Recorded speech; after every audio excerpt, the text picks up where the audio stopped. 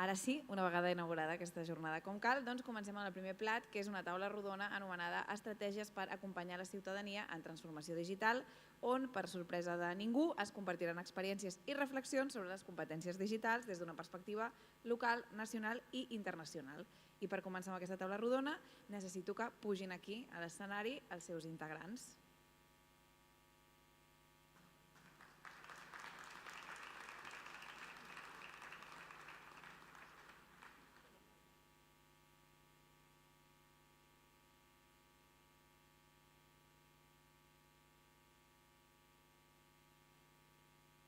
Hola, ara. Sí, així esteu perfectes. Doncs comencem amb les presentacions, benvingudes. Tenim aquí Stefano Klutzer, consultor d'All Digital, expert en el projecte Digicom Hub, implicat en el disseny i desenvolupament del marc europeu de competències digitals des dels seus inicis.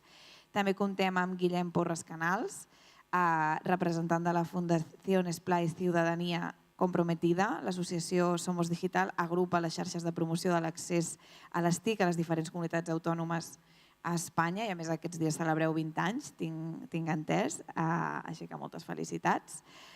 Després tenim a la Montse Guiter Catassús, que és catedràtica d'Estudis de Psicologia i Ciències de l'Educació a la UOC i parlarà de l'ACTIC com a model català de competències digitals i la seva evolució i novetats de la propera versió que es publicarà aviat.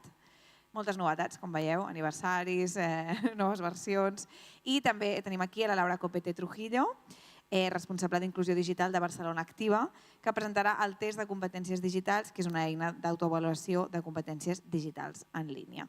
Primer faré una mica preguntes específiques i després obrirem una mica el debat. Comencem amb tu, Stefano. No sé si ens vols explicar una mica sobre All Digital, què és, què fa aquesta xarxa europea, sobretot perquè jo m'enteri d'alguna del que anem a parlar ara, bàsicament, principalment perquè totes vosaltres aquí treballeu a punts TICs i esteu familiaritzats amb tot això, però jo vaig aquí a cegues absolutament disposada a aprendre moltíssimes coses. Endavant, Stefano, il·lumina'm. No, a veure... Ara sí. Ui, això està bloquejat, nois? Bueno, a veure, com es desbloqueja? Aquí està venint un tècnic. El Damià, gràcies. Si la resta voleu mirar si els vostres estan engegats i així anem avançant. Només hi ha dos, us aneu passant. Perfecte, doncs ja ho tenim tot controlat. Endavant, Stefano, explica'ns. Primero, buen día y gracias por invitarme en este encuentro. Y pido disculpas que no puedo hablar catalán, soy muy triste por esto, pero voy a intentar hablar un poco en mi español, que no es muy bueno, pero voy a intentar, creo que es mejor que con el inglés. Y bueno, All Digital es una asociación europea que reúne entidades como la Xarxa.tic, entidades que en toda Europa desde años, porque All Digital fue creada en casi 20 años atrás, entidades que a la época daban conexión a Internet a los ciudadanos, porque a la época era difícil encontrar Internet, costaba, no existían los móviles. Hoy en día hacen un trabajo muy parecido a lo de la Xarxa.tic. Capacitación de los ciudadanos, ayudarlos en enfrentar oportunidades y necesidades digitales. Y son en esta asociación, que está basada en Bruselas, hay 110 entidades que representan 25.000 puntics de Europa, en toda Europa, y que cada año más o menos ayudan 2,5 millones de personas en toda Europa. Y la actividad son las que conocéis vosotros. De este punto de vista, la experiencia de Cataluña ha sido una de las primeras de inspiración también para otros países. Vale, i si ens vols explicar també tot el tema de Digicom i com funciona, perquè tinc entès que és una normativa europea? Sí, no es una normativa, però... M'ho he posat entre cometes, dic què vol dir, normativa entre cometes. Sí, bueno... No sé si existeix normativa entre cometes europea, em sembla que són bastant serios allà. Cuando la Comisión Europea, bueno, el Consejo Europeo en realidad, identificó 8 competencias por la vida, competencias llamadas Key Life Competencies, esenciales por la vida, en 2008. Entre ellas había una era digital. Y los políticos dicen, bueno, esta es una prioridad. Y después miran, en este caso, al Centro Común de Investigación de Sevilla y le piden, ¿qué significa realmente esta prioridad? ¿Qué significa competencia digital? ¿Y qué significan las otras competencias empresariales, etcétera? Entonces se ha desarrollado lo llamado DIGCOMP, el Marco Europeo de Competencias Digitales de los Ciudadanos. Es importante ciudadanos, no los especialistas de informática o tecnología que tienen otros cuadros de marcos de referencia.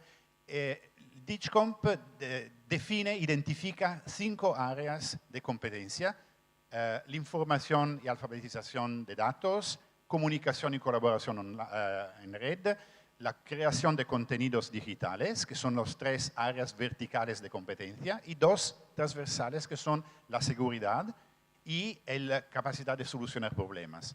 Y para cada una de estas áreas identifica en total 21 competencias específicas y explica un poco qué significa cada una de ellas y define en 8 niveles de proficiency, de maestría, digamos, a cada nivel más o menos qué esperamos que un ciudadano pueda hacer, conozca, pueda hacer y qué actitud tenga que tener. Esto más o menos es un cuadro que define todas estas cosas. ¿Por qué es importante? Porque ha contribuido a crear un idioma común que en Europa se utiliza hoy cuando se habla de competencia digital de ciudadanos. Más o menos las personas que hablan de esto hablan de estas competencias. Pueden hacer referencia a la área 1, a la competencia 2.3 y más o menos sabemos de qué estamos hablando. Y esto es fundamental para cualquier tipo de acción común, colectiva, porque si no entendemos de qué estamos hablando, es muy difícil actuar de forma coordinada hacia un objetivo. Molt bé, jo crec que ha quedat claríssim. Després seguim. Anem ara amb el Guillem, si li vols passar el micro. Doncs això, felicitats primer pels 20 anys de Somos Digital, que heu estat treballant per la formació en competències digitals. Com ha estat tot aquest viatge? Molt bé. Bon dia a tothom. Benvinguts també i benvingudes a tota la gent que ha vingut dels centres. Moltes gràcies per la invitació, a la Martina, que ens va invitar a participar avui aquí. Avui vinc com a vicepresident de Somos Digital. Somos Digital és una associació sense ànim de lucre que aglutina xarxes públiques i privades que treballen en l'àmbit de les competències digitals. Són les famoses xarxes de centres de competències digitals com la xarxa Puntic. Bàsicament el que fan és oferir formació en competències digitals a la ciutadania des del territori, sobretot en territori d'àmbit rural.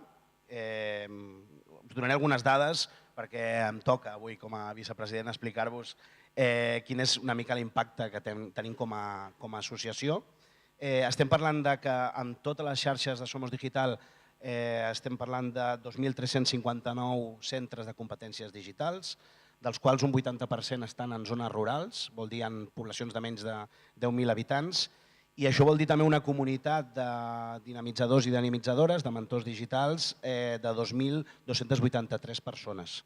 Amb l'acumulat de tots aquests anys de funcionament, hi ha un total d'uns 3,9 milions d'usuaris registrats dintre de la xarxa i amb dades del 2023 unes 442.000 persones que van atendre aquests centres en el territori. A nivell de formació, també el 2023 es van fer unes 135.000 accions formatives, que es diu Ràpid, formacions de tot tipus, seminaris, webinars, cursos dintre de la xarxa, i es van atendre quasi 894.000 persones en aquestes formacions. Això ho dic perquè quan parlem de l'associació molts cops, que és la suma de les xarxes de competència, de la majoria de xarxes de competències digitals de l'estat espanyol, és un esforç comú que ara celebrem precisament aquests 20 anys. Jo no en porto 20 a l'associació, jo en porto 10, jo porto com la meitat. Ara estic complint la majoria d'edat dintre de la meva organització i conec aquesta història. Però, per sort, fa unes setmanes ens vam poder trobar tots i totes a Caçar de Cáceres, que és el lloc on es va gestar l'associació en el seu moment, en el 2005, arrel de la iniciativa d'una de les xarxes que en aquell moment estava funcionant, de la xarxa de la Comunitat d'Aragó, on es va veure la necessitat de confluir i teixir aliances entre totes les xarxes que incipientment estaven ja avançant i creant-se a l'estat espanyol. I això ho dic per lo següent, perquè estem aquí un altre cop parlant sobre temes de competències digitals i ja va haver-hi una embranzida a principis del 2000, sobretot per fer front a la primera bretxa, la bretxa d'accés. En aquell moment crec que a través de red.es es van distribuir quasi 8.000 i pico centres de competències digitals a tot l'estat espanyol, a través d'uns ordinadors que es deien els Paquitos, que sempre ens arriben aquesta informació i que encara n'hem trobat alguns en alguns centres, però hi era una primera embranzida en la qual totes les xarxes que en aquell moment es van començar a desenvolupar tenien un objectiu molt clar, que era fer arribar a totes les persones de l'entorn l'accés a internet i a partir d'allí començar amb la segona bretxa, que és la que hem estat sobretot treballant en els últims anys, que és la bretxa d'ús, de conèixer, i la següent bretxa, que és la que estem treballant, que és la d'apropiació. Després d'aquest ús necessitem fer-ne un ús professional, personal, important. Llavors, en tot aquest procés, hi ha una de les coses que m'agradaria destacar, també com a Somos Digital, és que les aliances han sigut clau. En aquell moment, també fent referència a algunes paraules del Ricard, quan va venir també a la celebració, es van trobar diverses persones que estaven iniciant algunes d'aquestes certificacions, per exemple, com el tema de l'ACTIC, per compartir idees i poder d'una forma comú iniciar alguns processos de certificació. I això és molt important perquè jo crec que aquestes aliances ara mateix, i tenint el marc comú com tenim europeu, són molt importants, per veure de quina manera seguim treballant plegats per treballar i combatre les bretxes digitals, però des d'una perspectiva que no pot ser únicament des del nostre sector. Jo vinc del tercer sector, portem també 25 anys des de Fundació Esplai lluitant contra les bretxes digitals des de diferents projectes i no ho hem pogut fer mai sols, ho hem de fer acompanyats de l'administració, acompanyats del sector acadèmic, acompanyats, com no, de la societat civil, en aquesta idea de la quadruple hèlice que tots jo crec que compartim una miqueta i que els que esteu en els vostres centres de competències digitals segur que utilitzeu perquè esteu treballant amb entitats, esteu treballant amb l'administració local, amb els vostres usuaris i usuàries finals.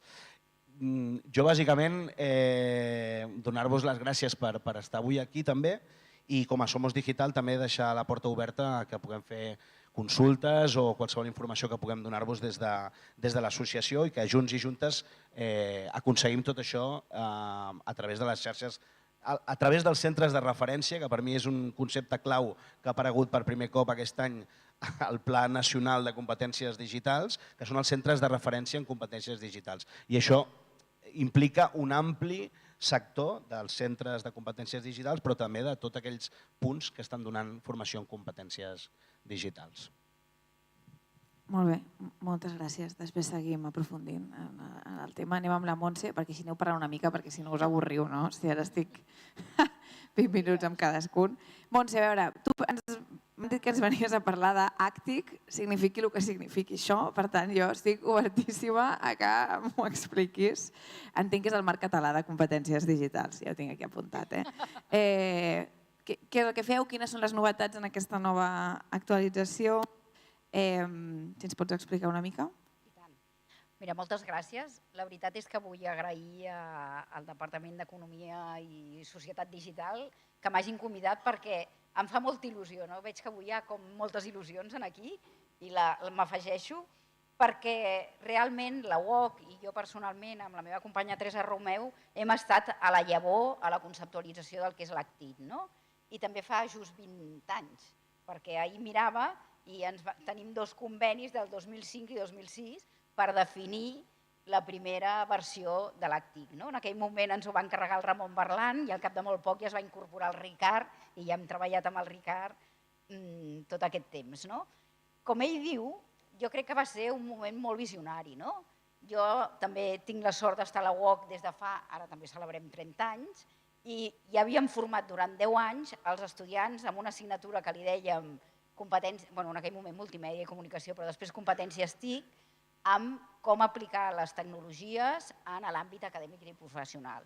Què va passar? Que nosaltres en aquell moment vam tindre que inventar aquesta assignatura sense cap marc de referència, no?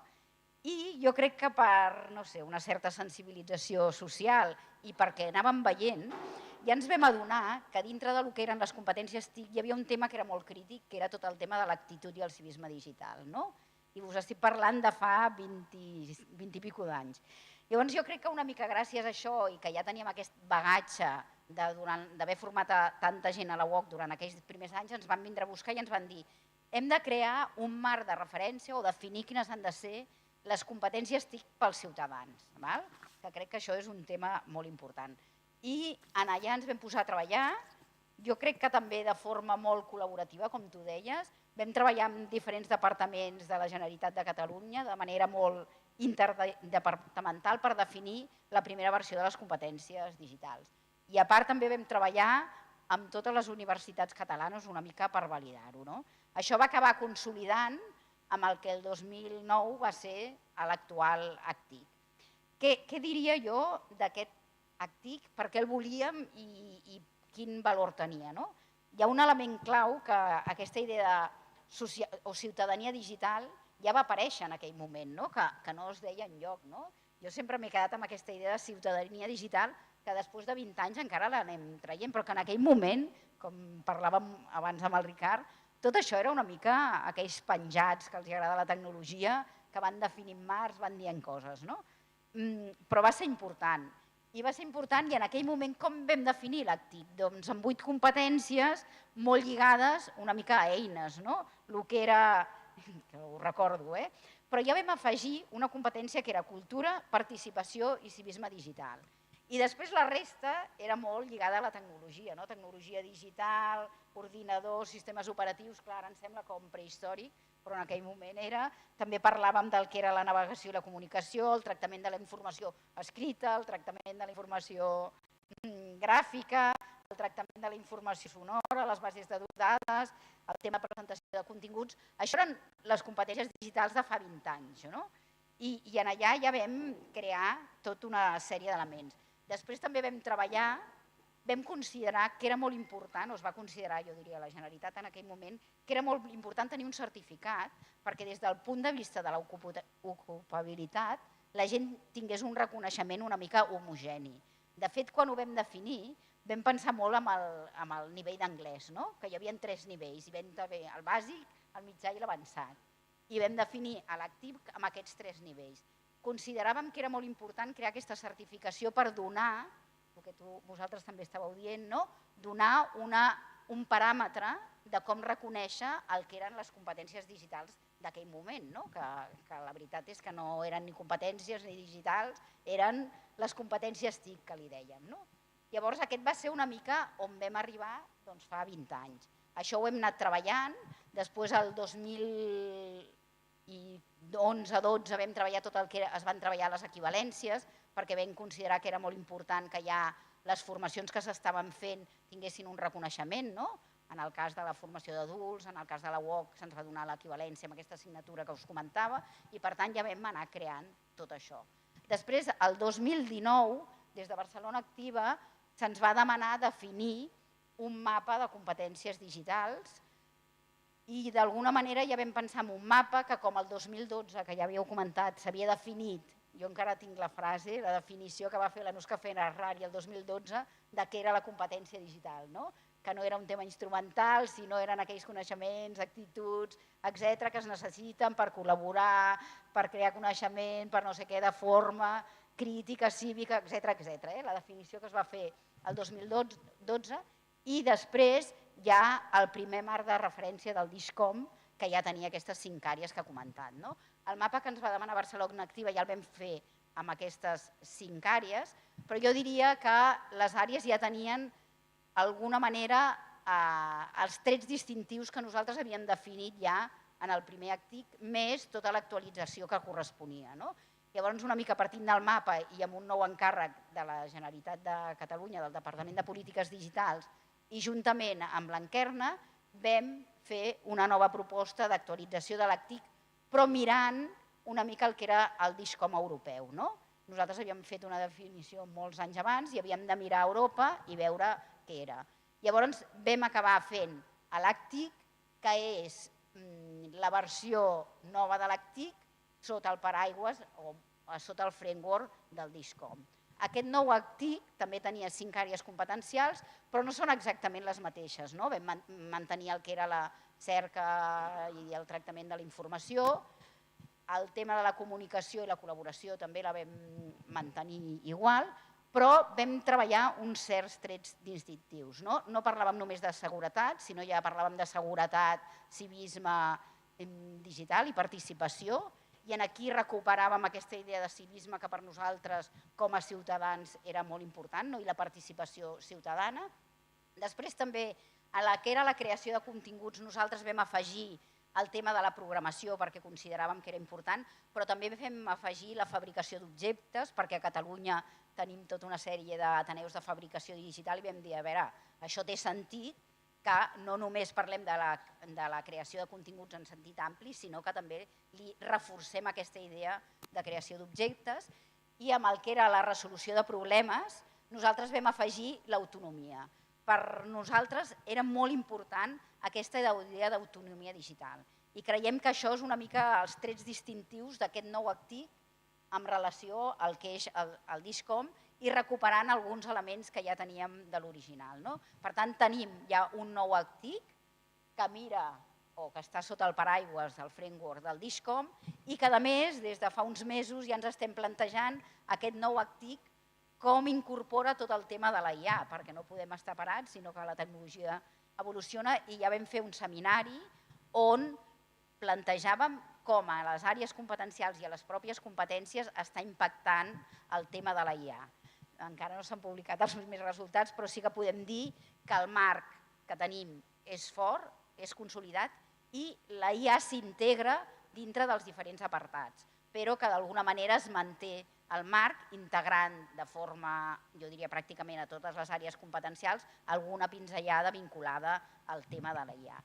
I és una mica on estem. Jo crec que per tot això és fonamental i crec que una mica els que estem aquí, sobretot també vosaltres i Barcelona Activa, pensar en la formació de la ciutadania, perquè per molt que, jo diria que inclús els joves, abans ho parlàvem, els joves es consideren competents digitals i pobres no ho acaben de ser. Hi ha molts elements, i jo diria que molts vinculats a aquesta idea de civisme, actitud, seguretat, etc., que cal haver de treballar i per tant cal una certa formació per anar adquirint tot això.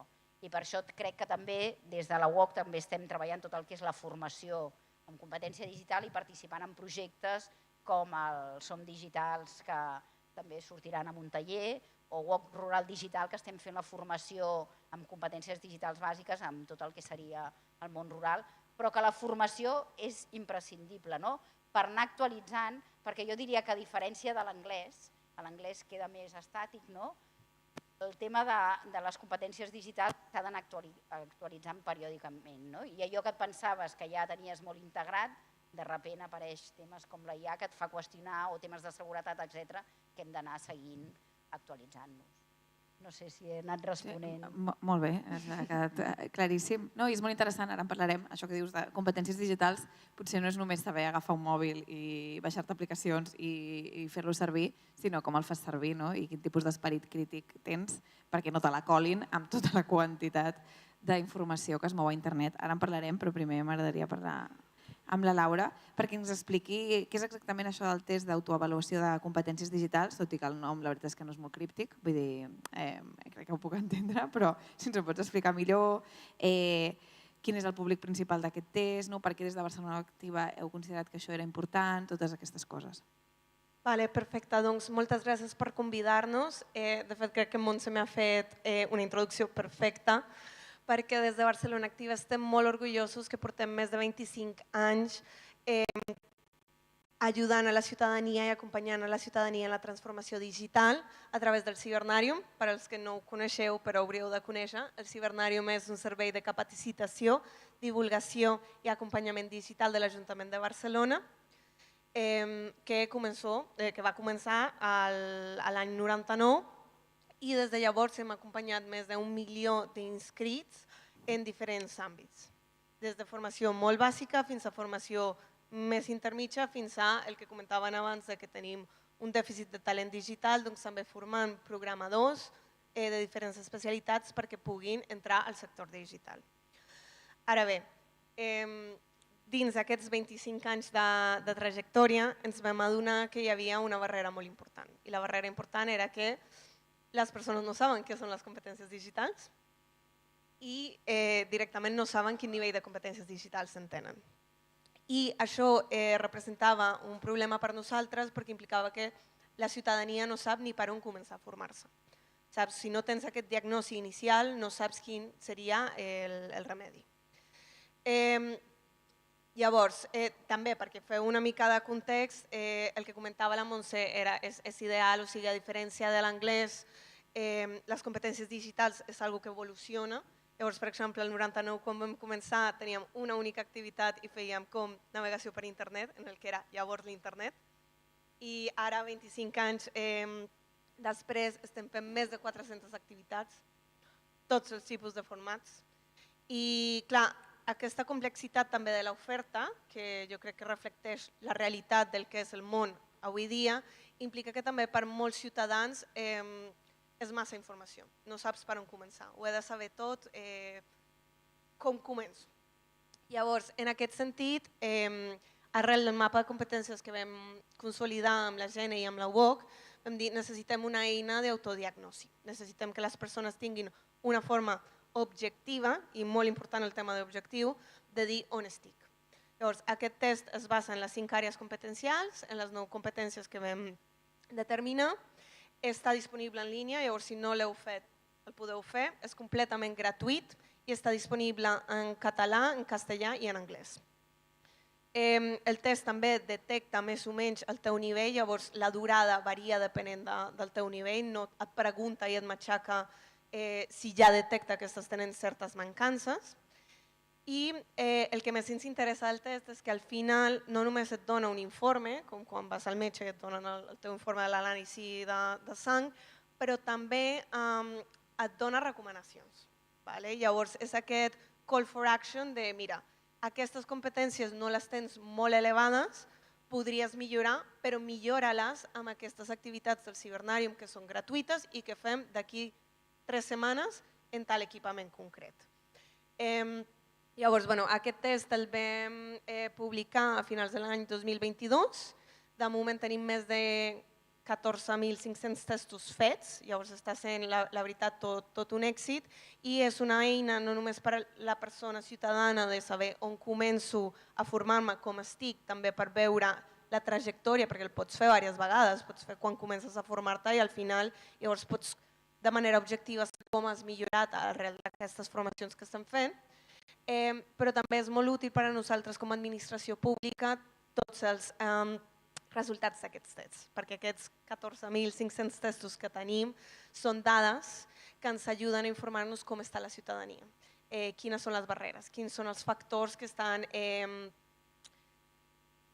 afectant aquesta bretxa digital de coneixements i prendre mesures una mica sobre la marxa, no esperar-nos a que hi hagi un informe publicat, sinó mirar la demanda de la ciutadania és cap a aquesta competència digital.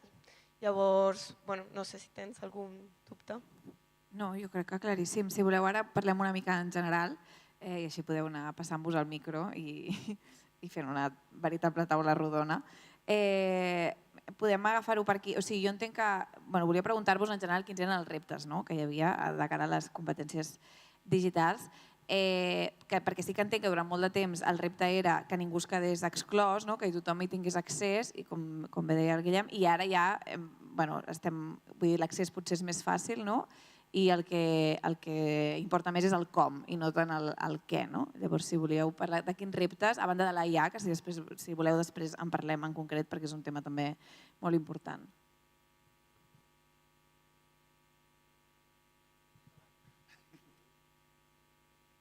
Los retos que hay actualmente con las competencias digitales. Ok. Bueno, depende, obviamente a qué nivel nos ponemos este tema. Bueno, Pero, yo comentaba que el acceso igual ya es algo que está más garantizado, que al principio era algo como más preocupante y ahora no es tanto el qué, sino cómo accedo Sí. a las nuevas tecnologías, ¿no? sí, bueno, el reto principal es el hecho que más y más actividades comunes y diarias dependen de competencias digitales y hay gente que se encuentra excluida del acceso a servicios. Hay países donde se están poniendo el tema de cerrar canales humanos de contacto, por ejemplo, con la administración y dejar todo en el canal digital.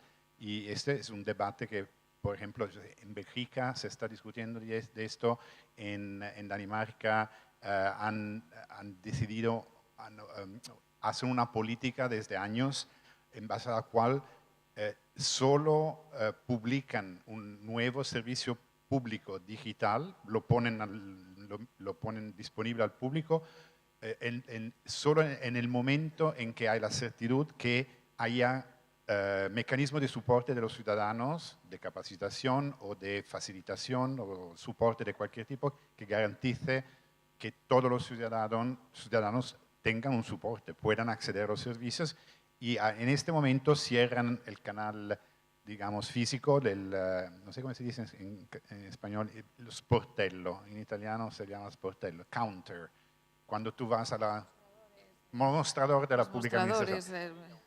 La ventanilla, esto. Se cierran las ventanillas solo cuando hay la certidumbre que hay alternativas que no son exclusivamente digitales, son humanas de soporte a la utilización digital. Entonces, este es sin duda un tema muy importante.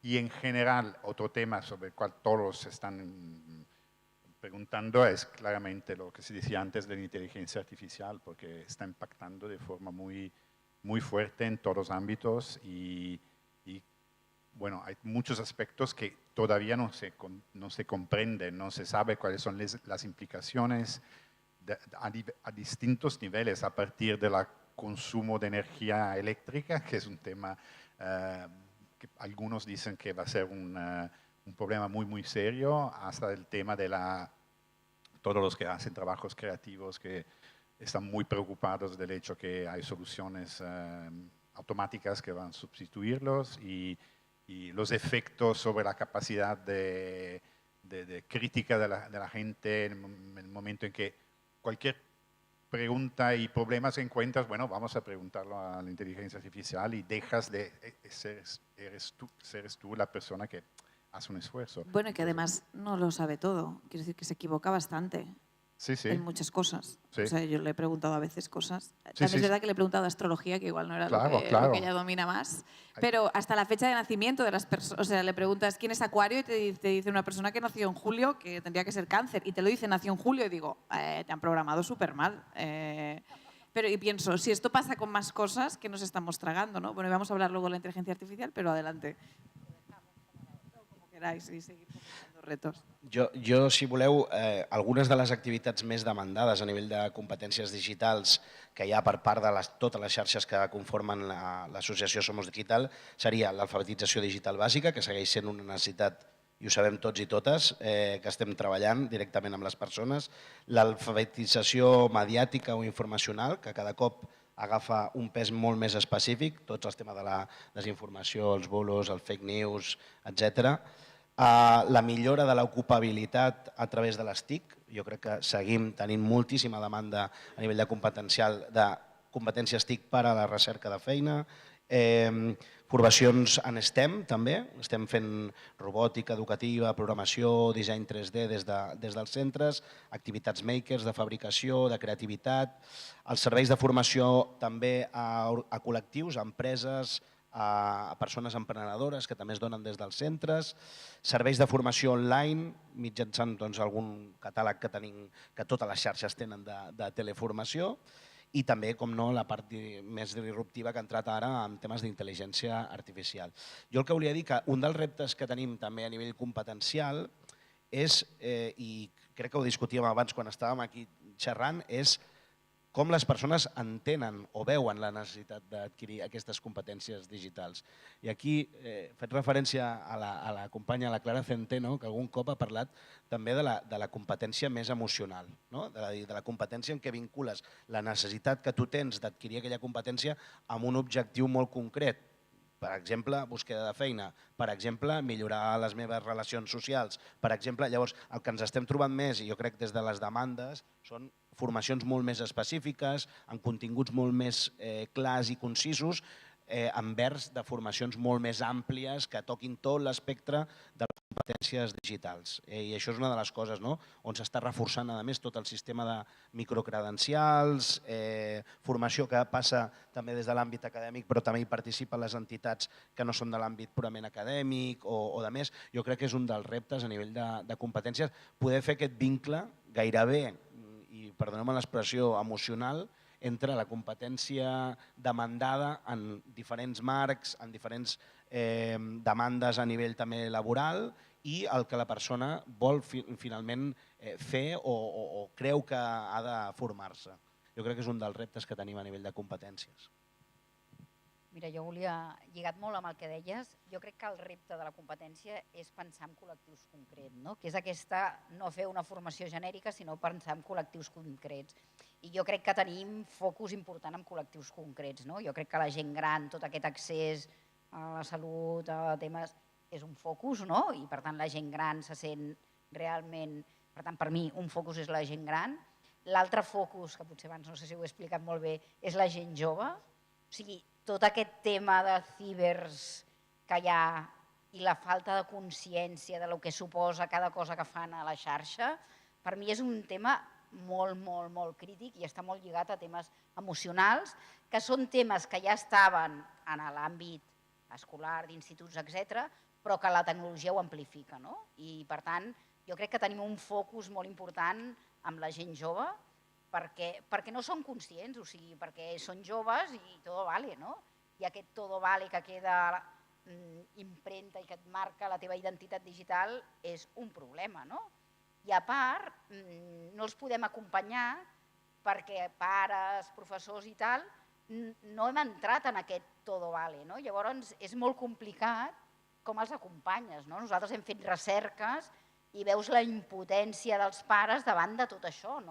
Quan ve el mosso i li diu al teu fill ha fet una ciberdelinqüència, no pot ser el meu fill, no pot haver fet això, perquè és que és impensable. Llavors jo crec que aquí també hi ha una part dels joves i els educadors en sentit ampli, educadors formals, no formals, pares, etc. Com acompanyem en aquest món que se'ns escapa i que no controlem i que els joves, com han nascut i com dèiem abans, els hem posat l'etiqueta de natius digitals, ells se senten forts aquí i no tenen la consciència de tot això. Per tant, jo crec que hi ha un col·lectiu molt important que són els joves i després també hi ha el col·lectiu, jo diria, de tota la formació de la dona, els STEM, etc., la dona en el món especialitzat de les TIC, quin paper juga, perquè algun problema tenim i per més que ens esforcem en posar polítiques no acabem de resoldre i per tant jo crec que aquest tema és un tema i no només la dona sinó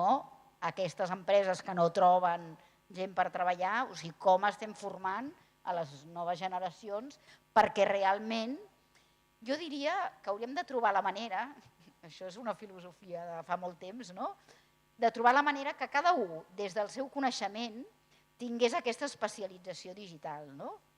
Perquè és veritat que començar a ser, o pels joves, fer una carrera tecnològica, a vegades és com, uah, jo amb això no hi entro, però si un cop jo tinc la meva àrea de coneixement i em sento segura en aquella àrea de coneixement, li dono aquest vernís tecnològic, és una altra cosa. Jo tinc experiències en l'entorn de gent que s'ha especialitzat en temes de biologia i després ha fet un màster de bioinformàtica, no sé què, i de fet ara està sent un especialista tecnològic però en el món de la biologia. Jo crec que també hauríem de trobar, no pensar només en una formació d'especialistes des del principi, sinó aquesta segona formació, aquesta més especialització que tingui aquesta dimensió TIC. I crec que tot això vol dir, des de la pròpia universitat, un replantejament, però jo crec que també des de la societat, no? Perquè estem atacant molt STEM des de que acaben, que ja facin una... No, hem de donar una visió, jo diria que cada un se senti realitzat amb el que se sent realitzat i després tingui aquest vernís, no? Perquè des del món de l'art, de la creativitat, etc., com dèiem abans, cal tota aquesta part tecnològica, però igual no cal començar al 100% per lo tecnològic i després al revés, sinó treballar la part creativa ja amb un vernís, òbviament, tecnològic, però després fer una especialització més en aquest àmbit. Jo crec que hem de treballar això i especialment i després transversalment tots aquells aspectes concrets que necessita la ciutadania, però no d'una manera general, sinó de manera més concreta. No sé, aquests serien com els reptes. De la IA no hi entro perquè si voleu en parlem després. Jo crec que tenim dos grans reptes. El primer és la naturalesa de la tecnologia per se i és el fet que canvia tan constantment que les competències digitals d'ara no són les de fa 5 anys ni les de fa 25 anys. I això a nivell comunicatiu per a la ciutadania és molt difícil perquè no és et treus el certificat, estudies una vegada i ja no està. És una mentalitat del lifelong learning i això costa molt. I crec que vincula molt el que comentava Guillem amb la part emocional, perquè les persones moltes vegades es frustren perquè diuen ja m'he format, ja estic al dia i els 3 dies ja estic desactualitzat. Llavors, cal treballar i cal acompanyar molt des d'aquesta mentalitat de és normal que la tecnologia canviï, tu pots anar adaptant-te a poc, i l'altre gran repte que nosaltres hem detectat és el fet que directament les persones no tenen una visió objectiva del seu nivell de competències. Pensen que o no les necessiten o donen per suposat que les tenen. O sigui, passa molt que les persones, mira, jo tinc un Smart TV a la meva casa, jo tinc aquests dispositius, per tant, dono per suposat que com soc usuari d'una eina, tinc les competències per fer-la servir. I no és el cas. I, per exemple, amb el test de competències hem vist amb els resultats coses que no són sorpresives, per exemple, el fet que la gent gran normalment té un nivell de competències més baix, però hem pogut comprovar el que comentava la Montse i és el fet que la gent jove també té el mateix nivell de mancances en altres competències, no en les mateixes, que la gent gran. I sobretot en aquest sentit d'ús crític i segur de les eines. Llavors, jo crec que aquests són els dos grans reptes. Un, que a la que ho tenim fet tot canvia, i dos, el fet de com li comuniquem a la ciutadania que aquestes competències són importants i que s'han de formar, perquè la formació ja està. O sigui, jo crec que aquí en aquest panel tenim una molt bona mostra de totes les iniciatives que n'hi ha al territori. Les formacions estan, són pròximes, o sigui, estem molt a prop de la ciutadania, però falta que la ciutadania sigui conscient que és important formar-se. També us volia preguntar en aquesta línia de la intel·ligència artificial i de la consciència i tot això, si creieu que només amb educar és suficient o d'alguna manera s'ha de començar a limitar la tecnologia, perquè sí que les empreses tecnològiques han anat fent de manera completament lliure, a més han fet molt de negoci, vull dir, per això van fent, evidentment, s'han alineat amb governs, etc., ja ho sabeu. És suficient amb educar la gent o s'hauria de donar un cop sobre la taula i dir, mira, és que hi ha coses que no es poden fer, com amb la intel·ligència artificial, de dir, mira, està molt bé que heu desenvolupat aquesta tecnologia, però és que això és massa perillós, perquè amb tot el tema de les fake news i dels bulos, ja s'està veient amb l'auge de l'ultradreta, vull dir, no és per res casual que això hagi passat, està directament relacionat amb la manca d'esperit crític en general, que això també no és un problema de la tecnologia, vull dir, és un problema del sistema educatiu, però que en el moment en què anem avançant com a societat ens trobem que es van amuntonant els problemes i ens trobem, com deies tu, Montse, amb una generació de gent jove i també de gent gran, perquè hi ha moltíssima gent gran consumint TikToks, vídeos per Instagram, per WhatsApp o fins i tot canals de Telegram on es mou molta informació molt racista que atenta directament contra els drets humans, i tot això és suficient amb educar o creieu que us estan deixant una mica venuts? A veure, jo crec que com sempre té els nivells macro, miso, té diferents nivells. Jo crec que hi ha un tema macro que s'ha de controlar, i que ha d'haver-hi unes regles que s'haurien de controlar, que no sé si ho aconseguirem, però òbviament jo crec que a nivell macro s'haurien de controlar totes aquestes coses, no? Hi hauria d'haver-hi una política, bueno, ja hi ha ètiques i tal, però jo crec que tot plegat està molt bé escrit, però no sé si després es durà a terme, no? Per tant, jo crec que en aquest nivell macro hi hauria d'haver-hi una política dura, estricta i forta de que no vale todo, no? Si baixem a nivells més baixos, jo crec que cal educar. O sigui, per mi és clau educar. O sigui, el prohibir els mòbils, prohibir... No arriba enlloc, perquè tu hi prohibeixes a l'aula, ho prohibeixes a la família, però és que després estan al carrer i tenen accés, no? I si aquest accés no tenen consciència i no hem educat en, és un problema. Llavors, jo crec que a grans nivells hauria d'haver-hi una política estricta, però molt dura, de què val i què no val. A nivells intermitjos no sé què dir-te, i a nivells més familiars o educatius, crec que la prohibició no és suficient. O sigui, per mi és prioritari educar en i que es prengui consciència que prohibir, perquè a més, sobretot, hi ha gent que allò que està prohibit li agrada molt, precisament, no? No, en prohibir no em referia a prohibir el mòbil, que clarament és una cosa molt difícil, i més com li prohibeixes el mòbil al teu fill si tu estàs tot el dia així enganxada, no? Vull dir, és una mica hipòcrita. A nivell escolar s'està prohibint. Clar, però a més de certes eines, doncs això, amb la intel·ligència artificial, calia realment? Cal? És a dir, és necessària? Calen polítiques, perquè si és necessari o no, està. Però calen polítiques clares, ben definides, ètiques, etc. El que passa que això és molt difícil, no? I més en el món que vivim en aquests moments que tot està descontrolat, no? Des d'aquest punt de vista.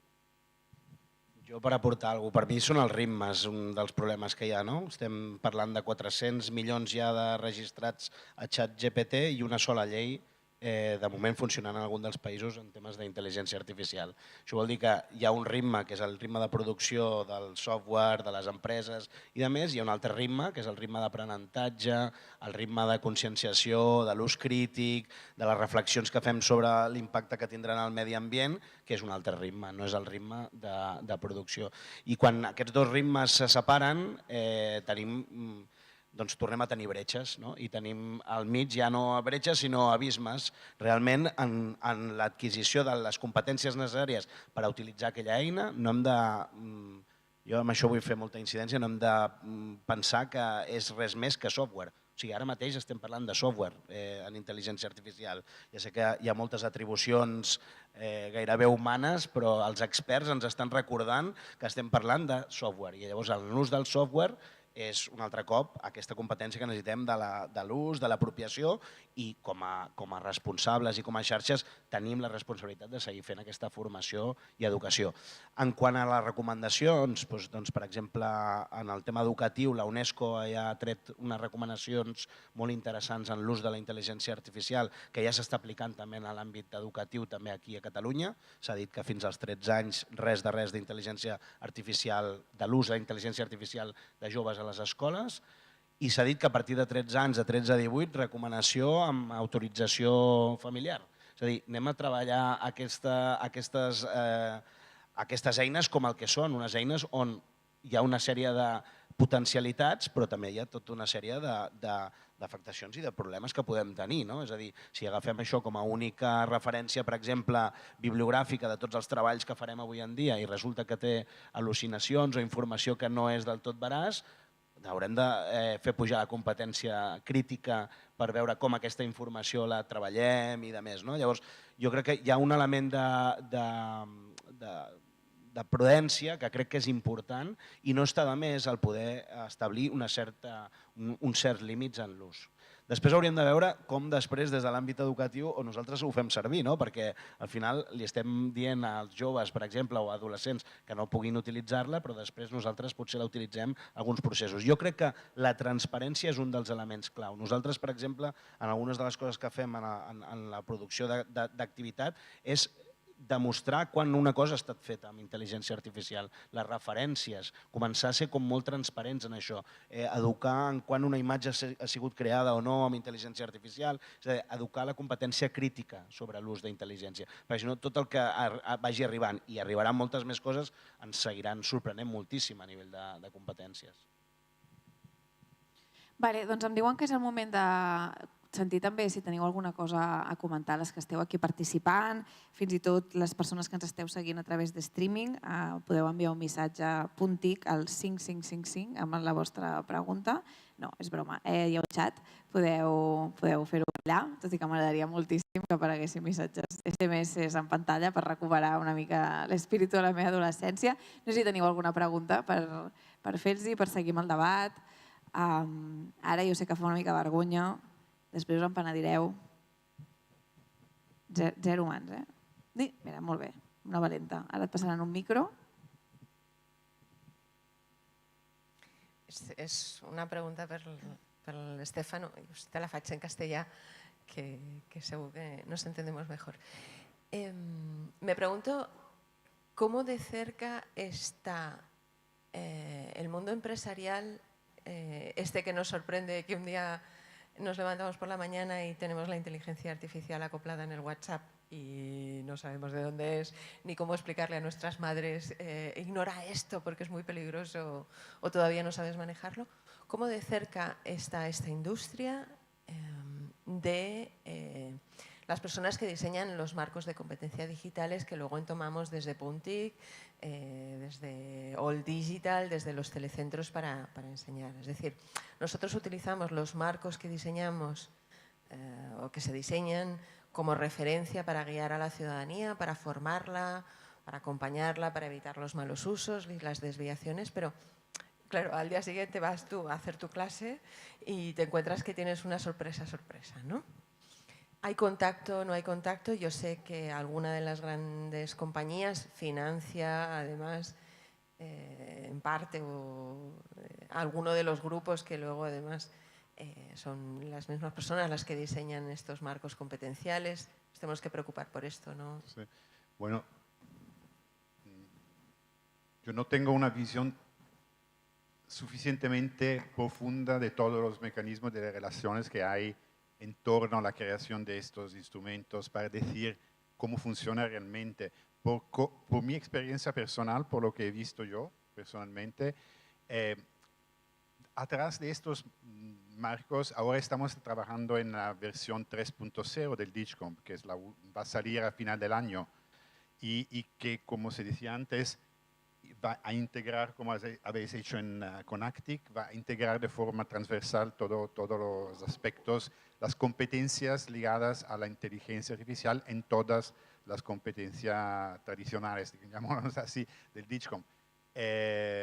Bueno, en este proceso de actualización se ha hecho, no es un grupo de investigadores sentados en Sevilla o en Bruselas que a la mesa piensan y escriben. Hay un proceso social de consultación, de contacto con muchísima gente y está muy abierto. No hay ninguna preclusión frente a alguien, todos pueden participar. En el mes de abril hicimos un trabajo de consultación pública al cual han participado dos reuniones online, cada una habían sido convidados 500 personas y han participado en total 250. Y muchas de esas personas han podido dar comentarios muy específicos sobre todas las propuestas de cambio, de evolución. Y sé que entre estas personas hay también representantes de empresas de tecnología, porque para dar la contribución tenían que registrarse en un sitio online y tenían que poner a qué sector pertenece y sé que hay un porcentaje, no muy alto, pero hay un porcentaje de contribución que viene de la industria. No creo que son los que trabajan en la inteligencia artificial, entonces no son los que mañana te ponen en tu WhatsApp o otra aplicación soluciones innovadoras. Hay una cadena de filtros muy larga, creo, entre uno y otros, pero sí se habla hay un diálogo abierto. Pero honestamente no creo que de este punto de vista el trabajo que hacemos nosotros es de reflejo, es un trabajo que sigue lo que a otros hacen y deciden desarrollar, como se decía antes, con muy poco control. Entonces es correr detrás de lo que está pasando. En realidad es así. No hay una idea, y aún más ahora en este momento con el gobierno que tenemos a nivel americano, de que dice, tecnología, hagan lo que quieren, fundamentalmente. Y europeos estáis bloqueando nuestras empresas con vuestras reglas, regulaciones y todo. Entonces, hay una situación en este momento aún menos favorable a este tipo de diálogo. Lástima, todo es así. Yo creo, Esther, directamente, que como decía él, estamos haciendo marcos. Y como marcos es muy difícil entrar en la concreción de cada mañana que nos aparece, ¿no? Y entonces, por esto yo creo que los marcos, tenemos que trabajar para que los marcos sean suficientemente genéricos, para que todo lo que va apareciendo un poco se tenga en cuenta, y es muy difícil, ¿no? O sea, y los marcos sirven para que luego los vayamos bajando al día a día, ¿no? Y como marco incluyen, pero yo creo que sí que en este momento, más que nunca, todo este tema de visión crítica, civismo, seguridad, es que es clave, ¿no? Porque las grandes empresas lo cuelan todo y todo te llega aquí. O sea, igual que los niños les llegan el TikTok, el no sé qué, el no sé cuántos, que todo vale, o sea, que no hay ningún filtro. Yo creo que con las empresas, bueno, hay temas económicos que están por encima de las preocupaciones sociales y ciudadanas del día a día, y como decíamos, ahora más que nunca, ¿no? Por tanto, yo creo que es muy difícil que los marcos de alguna manera absorban esta de cada mañana que nos aparece, ¿no? Pero sí que tienen que ser suficientemente anchos como para, o robustos, como para que cuando aparece una nueva tecnología no destruyan el marco, ¿no? Sino que permitan barnizar aquel marco. Y yo creo que estamos en este punto, porque por más que hagamos marcos participativos, codiseñados, etcétera, lo que nos puede aparecer mañana es que no. Y no deja de ser una tecnología con un interés económico y no social. Y esto es lo que yo creo que nos marca, y que tenemos que hacer marcos que de alguna manera abran los ojos a esta dimensión crítica frente a cualquier tecnología que parece que es limpia, sostenible y no sé qué, ¿no? Porque que la IA no es sostenible no nos lo habíamos planteado mucho, ¿no? Pensábamos que como está allí no ocupa, bueno, pues ocupa, es poco sostenible. Entonces, todo esto yo creo que es como muy complicado, ¿no? Entonces, bueno, requiere esta actualización constante por parte de los que definimos, de los formadores y de la ciudadanía en general, ¿no? Y estos avisos, visiones críticas, fake news, para que un poco tengamos los ojos abiertos, ¿no? Pero yo creo que los marcos no pueden tener en cuenta la última tecnología que mañana aparecerá, o que pasado mañana, o que no. Pero por tanto tenemos que reforzar todas estas partes más, estas áreas más transversales, y reforzarlas mucho más, yo creo, porque son las que en última instancia nos ayudarán a ver que hay un riesgo, que hay un no sé qué, y que no todo vale, ¿no? Pero es muy difícil, es un tema social, cultural, etcètera, etcètera, no? Jo només per afegir, ens pot també suposar una oportunitat. És a dir, més enllà de la competència del prompting, no? De que ara hem d'adquirir una competència nova per poder expressar-nos amb el llenguatge, no de màquina, però bueno, el llenguatge natural, però perquè la màquina l'interpreti i el faci servir, tenim una oportunitat per desenvolupar l'esperit crític. És a dir, amb tot això que comentàvem, amb la idea de quin és el retorn, com ve aquest retorn, com assumeixo aquest retorn, vull dir, podem generar oportunitats dintre dels marcs per reforçar una de les competències que jo crec que és fonamental en l'ús de qualsevol de les tecnologies, que és aquest esperit crític, i preguntar-nos d'on ve, per què ve i adaptar-lo. Sí, sí.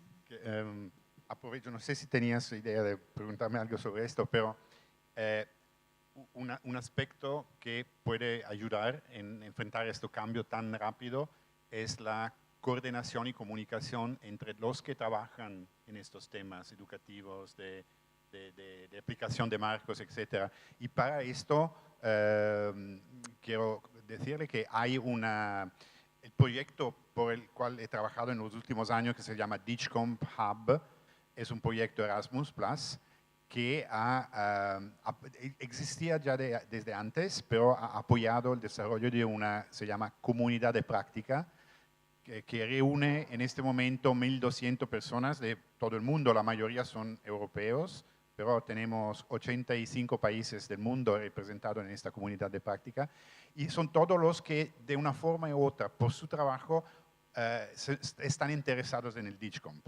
Y el objetivo de esta comunidad de práctica es que justamente crear un contexto, un sistema de comunicación que permita a la gente que está trabajando en este tema de comunicar entre ellos rápidos. Y bueno, en realidad no estamos a no hay todavía, digamos, un mecanismo constante de intercambio, compartir, etc. Pero es un poco el intento, el objetivo, y un poco pasa. Y se trata de desarrollarlo y construirlo en el tiempo porque necesita que la gente tenga confianza, se conozca y todo. Pero esto creo que, bueno, esto se hace a nivel, las charlas a nivel nacional y regional sirven para esto también. Y es importante desarrollar también este tipo de coordinación, comunicación a nivel internacional. No sé si hi ha més preguntes. Sí. Sí, només escoltant una mica l'exposició que heu fet, el que sí que la conclusió és que gira feina en aquest àmbit de manera important.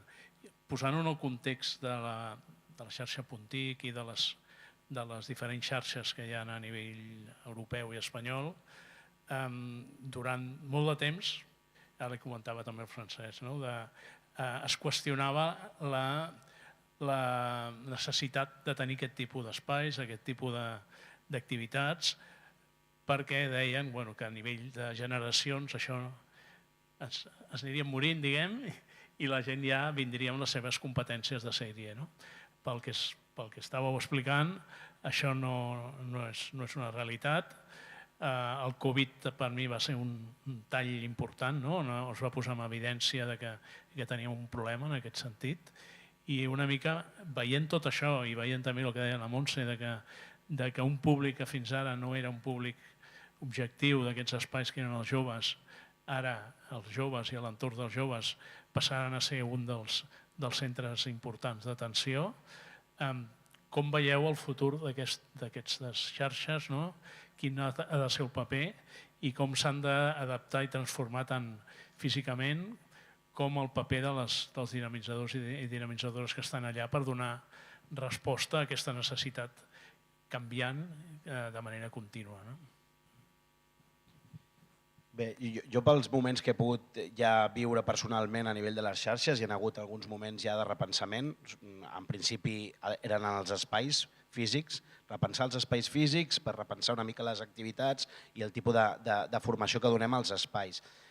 Repensar els espais ens ha plantejat també a veure si hi ha un únic espai, si hi ha espais que són mòbils, si l'espai físic és el més important o podem també tenir espais molt més volàtils. Aquest jo crec que va ser un dels moments en què jo vaig entrar, per exemple, el 2016 i s'estava fent aquest debat dels nous centres de competències digitals. El debat que és continu, perquè és la formació contínua de les persones que estan al capdavant, de les persones dinamitzadores.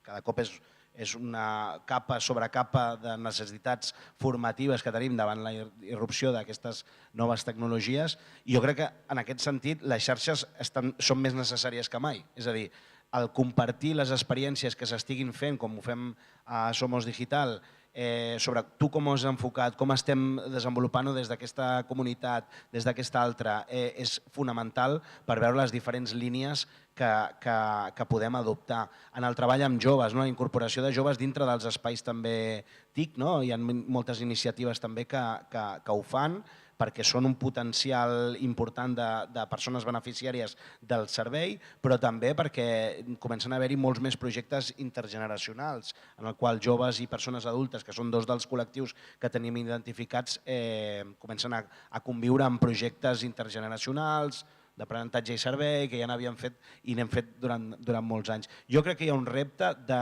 teixir molt fort les aliances que s'han anat construint durant tots aquests anys i fer un exercici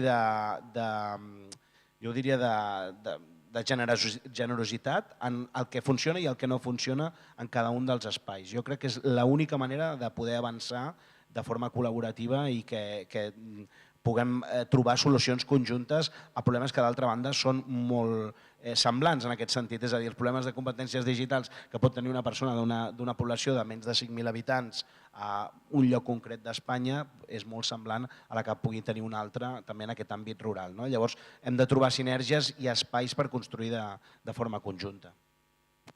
En aquesta línia crec que la col·laboració és més important que mai, no?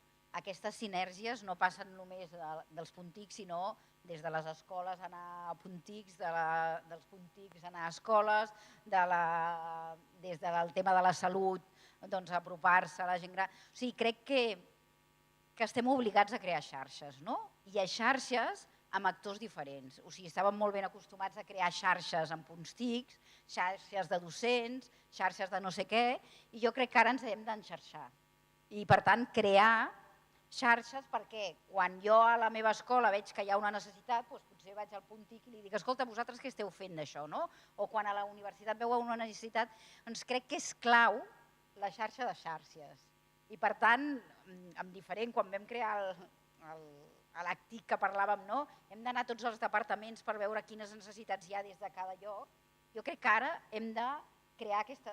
I potser els, entre cometes, més experts en temes digitals són els que, com tu deies, generosament ens haurem d'anar apropant per anar creant tota aquesta cultura.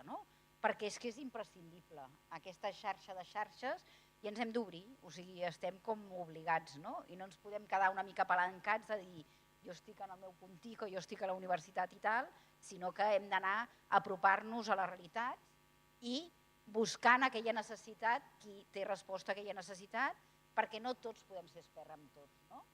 Llavors, a vegades els estem demanant als docents que siguin experts en tot, o a vegades estem demanant als assistents socials que siguin experts en tot, i no hem d'anar creant aquesta xarxa imprescindible. Jo crec que els experts una mica més antics ens convertirem com en un vernís que haurà d'anar vernissant diferents col·lectius i diferents actors. O sigui, jo crec que la creació d'actors o compartir actors és fonamental. Per la nostra banda, jo crec que és sobretot adaptabilitat. O sigui, com comentaven els meus companys, al final estem en una línia de treball que és completament reactiva, o sigui, la tecnologia evoluciona i nosaltres correm darrere per donar resposta, però això implica que ens hem d'adaptar moltíssim. I, per exemple, parlant de tema de xarxes des de Barcelona Activa i des del Cibernàrium, fa un parell de mesos vam obrir la possibilitat de formació a mida, adaptant-nos a la necessitat d'entitats, d'instituts, per exemple, que siguin ells els que ens diguin jo tinc aquesta necessitat que encaixa dins d'aquesta formació que tu ja fas, quan puc anar a fer-la. I ha sigut una manera de crear aquesta nova xarxa amb entitats de territori, amb instituts, amb ONGs, que ja tenen persones i ciutadans que saben que tenen mancances tecnològiques, però que en obert potser els costaria anar a fer la formació. Em diuen que hi ha una pregunta des del xat. Endavant. Està bullint i tenim aportacions que van justament i clavades en la línia que esteu comentant. Tenim un bonòmnia de l'escala, l'Helena concretament, que preguntava per la vostra opinió sobre què penseu de treballar intergeneracionalment les TIC, que és justament el que heu estat parlant. I estan compartint diferents punts on hi ha la seva experiència, que estan treballant, que estan posant en pràctica des de fa temps aquesta metodologia de treballar, per exemple, l'aprenentatge d'apps entre gent gran i persones joves i que ho valoren com una molt bona experiència. O sigui, tot d'acord i tot en la línia que esteu comentant vosaltres.